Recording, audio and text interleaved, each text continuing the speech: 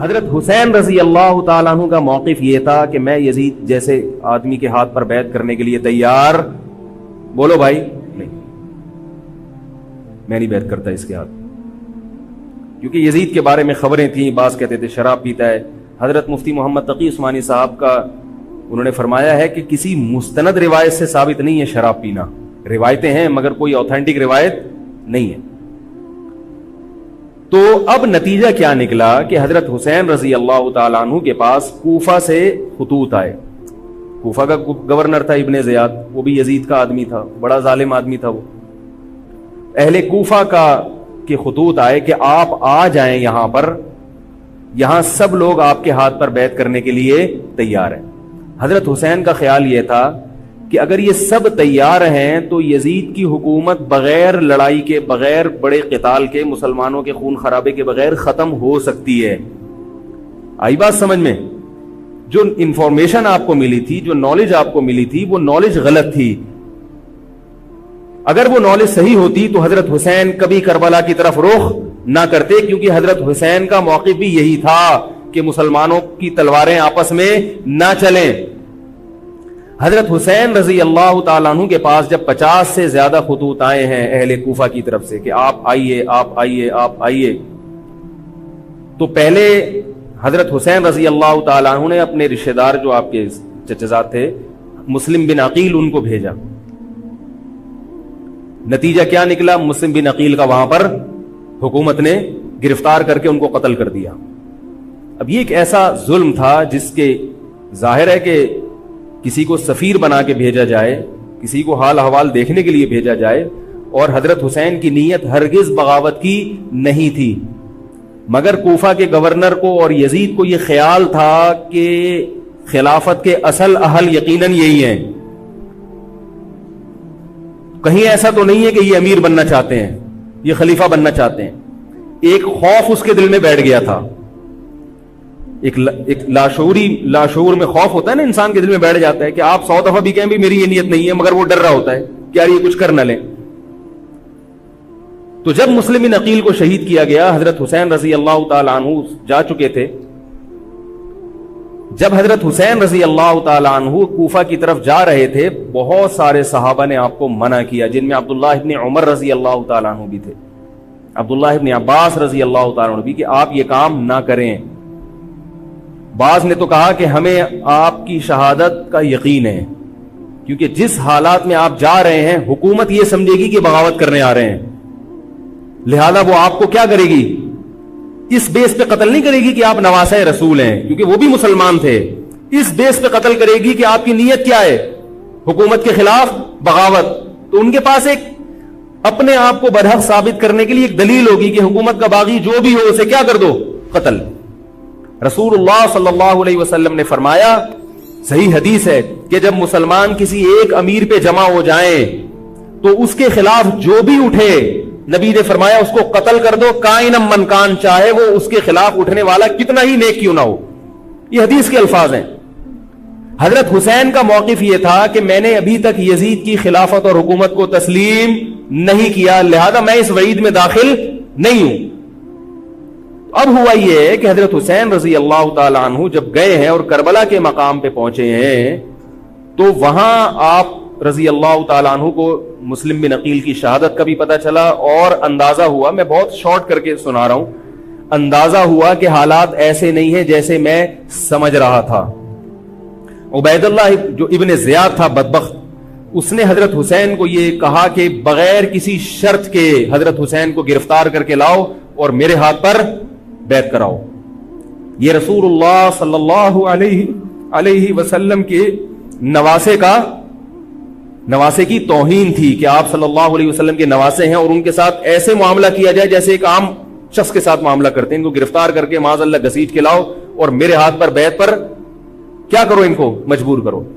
حضرت حسین رضی اللہ تعالیٰ عنہ کا کربلا کے میدان میں موقف یہ تھا کہ میں اگر بیعت ہوں گا تو ڈائریکٹ یزید کے ہاتھ پہ بیعت ہوں گا جو مسلمانوں کا خلیفہ ہے، ابن زیاد کے ہاتھ پر بیعت نہیں ہوں گا۔ یہ بھی اس تاریخ کا ایک اہم پہلو ہے کہ حضرت حسین نے کوفہ جانے کا ارادہ ترک کر دیا اور کربلا سے شام جانے کا آپ رضی اللہ تعالیٰ عنہ نے ارادہ کر لیا. اور بعض مورخین نے لکھا ہے کہ حضرت حسین جو واپس آ رہے تھے تو وہ کربلا سے گزر رہے تھے, وہ واپسی کا راستہ ہی شام کا راستہ ہے. نہیں یاری بات میرا خیال ہے سمجھ, وہ جس ٹریک پر چل رہے تھے وہ راستہ کون سا ہے, وہ شام کو جاتا ہے. یہ اس کی علامت ہے کہ آپ یزید سے ملاقات کے لیے, مذاکرات کے لیے تیار, بولو بھائی, ہو چکے تھے. کہ میں خود براہ راست یزید سے مل کے حال احوال دیکھتا ہوں, اگر مجھے سمجھ میں آئے تو میں اس کے ہاتھ میں بیعت ہو جاؤں گا. حضرت حسین رضی اللہ تعالی عنہ کا مقصد حکومت کے خلاف تلوار اٹھانا, بولو بھائی, نہیں تھا, ورنہ وہ اس کے لیے تیار نہ ہوتے. مگر جو ابن زیاد تھا اس نے حضرت حسین رضی اللہ تعالی عنہ اور آپ کے ساتھ جتنے اہل بیت تھے ان پر ظلم یہ کیا اس بدبخت نے کہ اس نے انہیں شام جانے کا راستہ نہیں دیا, اور اس میں اپنی توہین محسوس کی کہ میرے ہاتھ پر بیعت کیوں نہیں ہو رہے, اور لشکر بھیجا جس لشکر نے چاروں طرف سے حضرت حسین رضی اللہ تعالیٰ عنہ کو گھیرا. حضرت حسین نے کہا کہ میں عزت کی جو موت ہے اس کو ذلت کی زندگی پر ترجیح دیتا ہوں. کوئی بھی غیرت مند ہوتا تو اس وقت یہی کرتا کہ بھئی جب میں اپنے دعوے سے بھی دستبردار ہو گیا اور میں شام جانے کے لیے بھی تیار ہو گیا, اب میرا راستہ روکنے کی کیا حقیقت ہے. اللہ تعالی کوفہ کے گورنر کے ذریعے حضرت حسین کا قتل کروانا چاہتے تھے تاکہ اس کی بدبختی ساری دنیا کے سامنے ظاہر ہو جائے. اگر حضرت حسین پھر بھی تلوار چلاتے, پھر بھی لڑتے, تو حضرت حسین پر یہ الزام لگایا جا سکتا تھا کہ معاذ اللہ آپ باغیوں میں ہیں. تو اللہ تعالیٰ نے اپنے نبی کے نواسے کو اس الزام سے محفوظ رکھا اور آپ نے لڑائی کا ارادہ ترک کر دیا. حضرت حسین نے کربلا کے میدان میں جو لڑائی لڑی ہے وہ اقدامی لڑائی نہیں تھی, وہ دفاعی لڑائی تھی.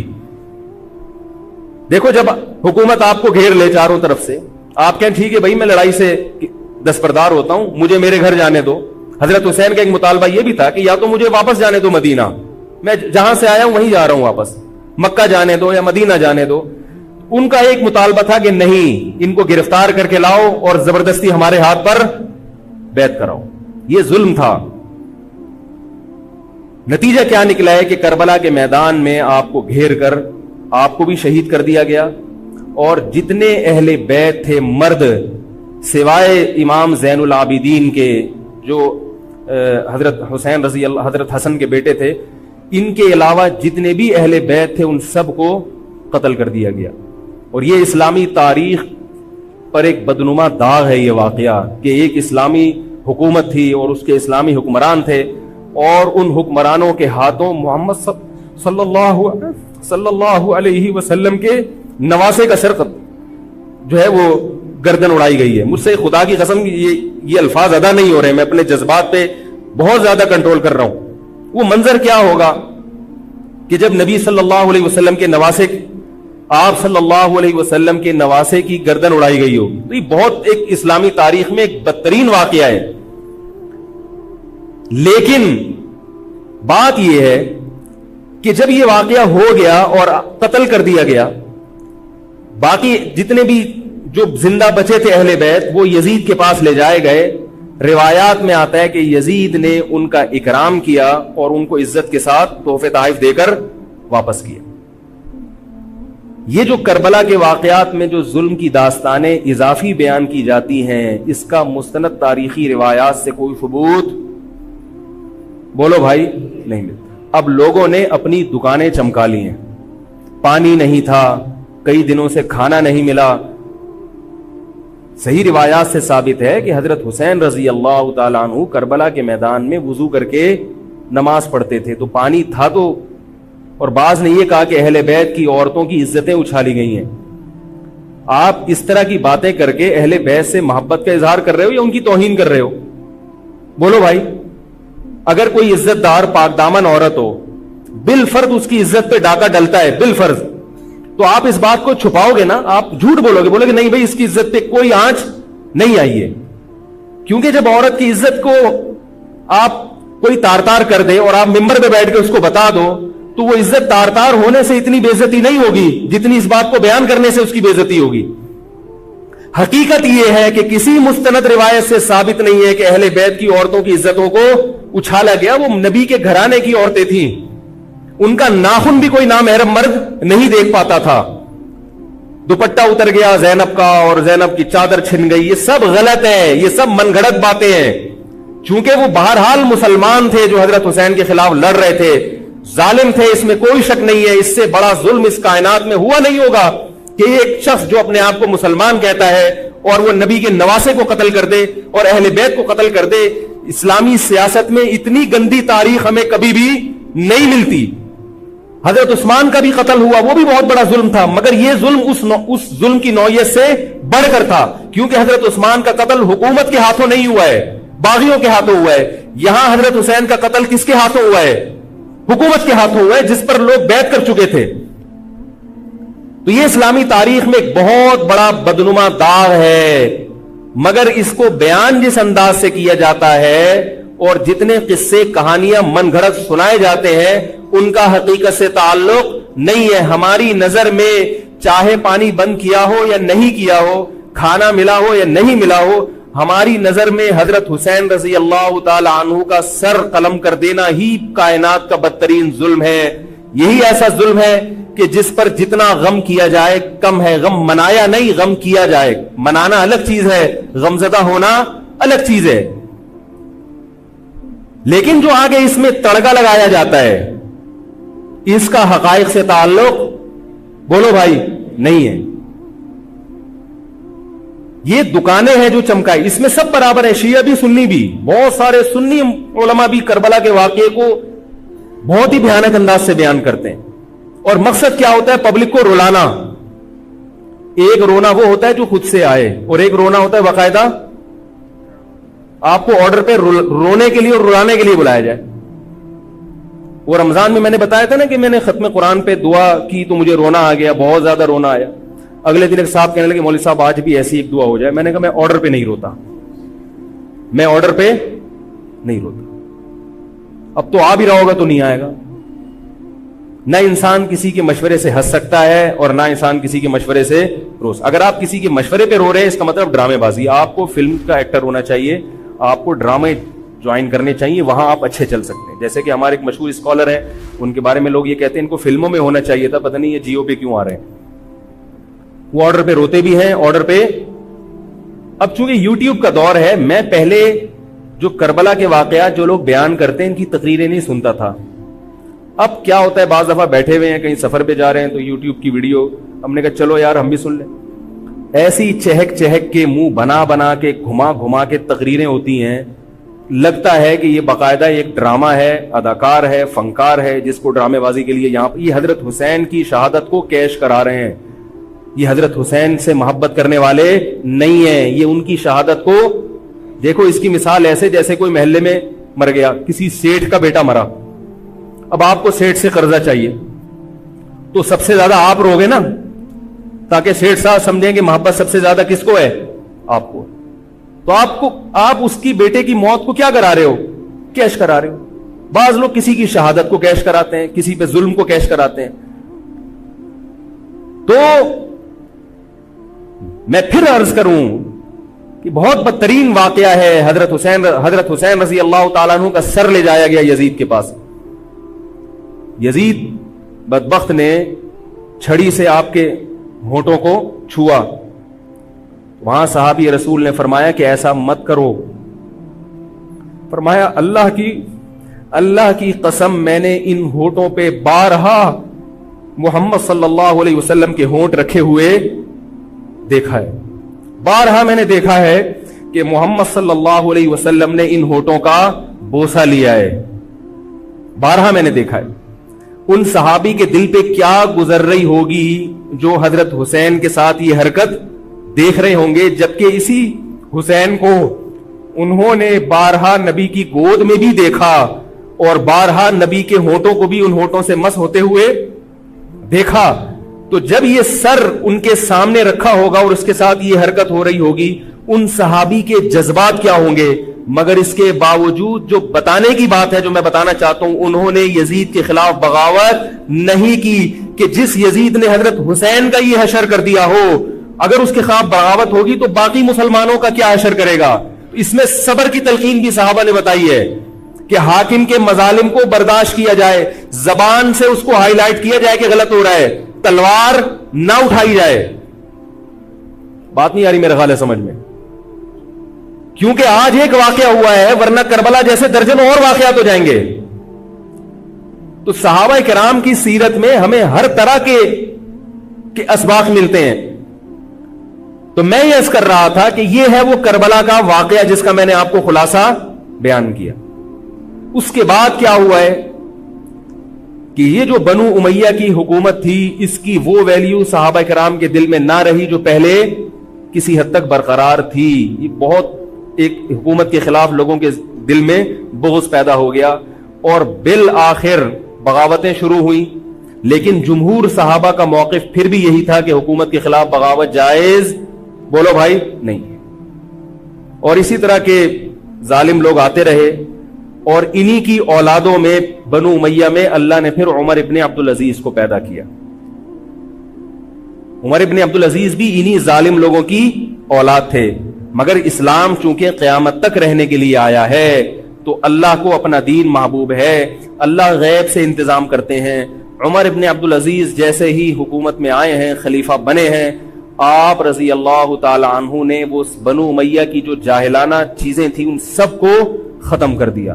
حکومتی ملکیت کو جو ذاتی خزانہ لوگ سمجھنا شروع کر دیا تھا اس کو ختم کیا. عمر بن عبدالعزیز کی ایک تاریخ ہے, ان کو 5واں خلیفہ راشد کہا جاتا ہے. علم حدیث کو مرتب کیا گیا, فقہ کو مرتب کیا گیا, حدیث کا علم ضائع ہو رہا تھا.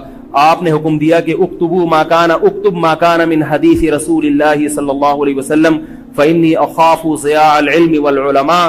فرمایا مجھے علم اور علماء کے ضائع ہونے کا خطرہ ہے, محمد صلی اللہ علیہ وسلم کی حدیثوں کو ریٹن فارم میں لایا جائے. تو باقاعدہ پھر حدیث کو باقاعدہ جمع کیا گیا کتابوں کی شکل میں, اور آج ہمارے پاس وہ حدیث محفوظ ہیں. فقہاء کرام کا دور آیا تو اللہ تعالیٰ نے حضرت عمر بن عبدالعزیز کے دور میں امت کو الحمدللہ دوبارہ جمع کر دیا. عمر بن عبدالعزیز کے بعد پھر بغاوتیں ہوئیں, بالآخر بنو امیہ کی حکومت کا خاتمہ ہوا, بنو عباس کی حکومت آئی. مگر بنو عباس کی حکومت آنے سے بنو امیہ کی حکومت مکمل ختم نہیں ہوئی. وہی ہوا کہ آپ نے اچھی نیت سے بغاوت کی مگر اس کا نقصان زیادہ. وہ کیا ہوا, بنو امیہ بھاگ گئے, اندلس میں حکومت قائم کر لی, اور ادھر بنو عباس کی. تو یہ تاریخ میں پہلا واقعہ تھا کہ اسلامی خلافت 2 حصوں میں ڈیوائیڈ ہو گئی. اس کے بعد آج تک ایک جگہ مسلمان جمع نہیں ہو سکے. کیوں؟ مسلمانوں نے اس حدیث کی مخالفت کی کہ امیر کے خلاف بغاوت, بولو بھائی, نہیں کرو. اب میں آپ سے ایک بات کہتا ہوں کہ بالآخر ڈیوائیڈ ہوتے ہوتے ہوتے ہوتے آج پتہ نہیں کتنے سارے اسلامی ملک بن گئے. پاکستان میں الگ ہے, سعودی عرب کی پالیسیاں الگ ہیں, دبئی الگ چل رہا ہے, قطر اور سعودیہ کا پھڈا ختم نہیں ہو رہا. 1920 تک تو پھر بھی خلافت عثمانیہ تھی, اگرچہ پوری دنیا پہ نہیں تھی. ہندوستان میں الگ حکومت تھی, خلافت عثمانیہ الگ تھی, اندلس میں الگ حکومت تھی, مگر پھر بھی مسلمانوں کی 3-4 بڑی بڑی حکومتیں تھیں جو ایک اور کسی حد تک ان میں اتحاد تھا. 1920 میں وہ بھی ختم, اور اتنے سارے ممالک وجود میں آ گئے, سب کی الگ الگ پالیسیاں ہیں. اب جو آدمی خلافت کے نام پہ جہاد کی بات کرتا ہے وہ لوگوں کو ایک امیر پہ جمع نہیں کرے گا. جتنے ملک بن چکے ہیں نا, ان کو مزید توڑ کے, اگر یہ 20 ہیں تو 40 بنا دے گا ان کو. بہت مشکل ہے سمجھانا بھائی. اب اگر کوئی کہتا ہے نا ظالم حاکم کے خلاف تحریک چلاؤ, آؤ ہمارے ساتھ مسلح بغاوت میں شامل ہو, ہم حکومت کے خلاف تلوار اٹھائیں گے, تو نتیجہ کیا نکلے گا؟ یہ سارے مل کے ایک امیر نہیں بن جائیں گے. یہ اگر 20 ہے نا تو کتنے ہو جائیں گے؟ بولو بھائی, 40. جیسے جو جماعت المسلمین بنی نا کہ 4 فقہ ہیں, حنفی, شافعی, مالکی, ہم نہیں مانتے, تو سب کو ختم کرو, ایک بناؤ. تو اس ایک بننے سے یہ ختم نہیں ہوئے, بلکہ 4 کے بعد کتنے آ گئے؟ 5 ہو گئے. نہیں آ رہی بات میرا خیال؟ آ رہی ہے الحمدللہ. اور بھی جو بھی اس کی باتیں کر رہے ہیں نا امت کو اتحاد کے لیے, آ جاؤ میرے پاس آ جاؤ, تو وہ 6واں بنا رہا ہے, 7واں بنا رہا ہے, پھر 8واں بنا رہا ہے, ایسے بنتے چلے آ رہے ہیں. او بھائی جو ہے وہاں بریک لگا دو, اللہ کا واسطہ روک دو ان کو, کوئی بات نہیں, 4 ہیں, جو جس کو فالو کرے ٹھیک ہے, کچھ نہیں ہوتا اس سے, ہمیشہ سے چلے آ رہے ہیں. تو اب اگر ایک خلیفہ نہیں ہے, ہونا تو چاہیے ایک ہی خلیفہ, نہیں ہے تو جو ہے اسی پہ گزارا کرو, ورنہ اس سے بھی جاؤ گے, تمہاری کوئی مضبوط طاقت اور قوت ہوگی نہیں. کافر جب چاہے گا تمہیں ٹیشو پیپر کی طرح استعمال کر کے پھینک دے گا. تو کربلا کے واقعہ سے ہمیں کیا سبق ملتا ہے علامہ ابن تیمیہ رحمہ اللہ تعالی فرماتے ہیں کہ جمہور صحابہ کی جو رائے تھی، حضرت حسین رضی اللہ تعالیٰ عنہ کی بھی اپنی ایک رائے تھی، مگر ابن تیمیہ رحمہ اللہ فرماتے ہیں کہ اگر حضرت حسین رضی اللہ تعالیٰ عنہ کربلا کی طرف خروج نہ کرتے تو ابن تیمیہ کی رائے یہ ہے کہ یہ زیادہ بہتر تھا۔ اب آپ کہیں گے کہ صحابی رسول کی رائے سے اختلاف کر رہے ہیں، نہ وہ کہہ رہے ہیں وہ جو جمہور صحابہ تھے جو حضرت حسین کو منع کر رہے تھے وہ بھی تو صحابہ تھے، حضرت حسن بھی تو صحابی تھے، حضرت حسن نے حضرت معاویہ کے خلاف لڑائی نہیں لڑی، تو صحابہ کی دو رائے تھی، جمہور ایک طرف تھے، تو فرماتے ہیں اگر یہ نہ ہوتا تو زیادہ بہتر تھا۔ لیکن حضرت حسین رضی اللہ تعالی عنہ کے بارے میں ہمارا موقف یہ ہے کہ وہ یہ سب کچھ اس وقت کے جو حالات تھے اس میں کوئی بھی ہوتا اور غیرت مند ہوتا تو وہ یہ کرنے پر مجبور تھا، اور اس میں دھوکہ کس نے دیا حضرت حسین کو؟ اہل کوفہ نے، جس کا حضرت حسین کو علم نہیں ہو سکتا۔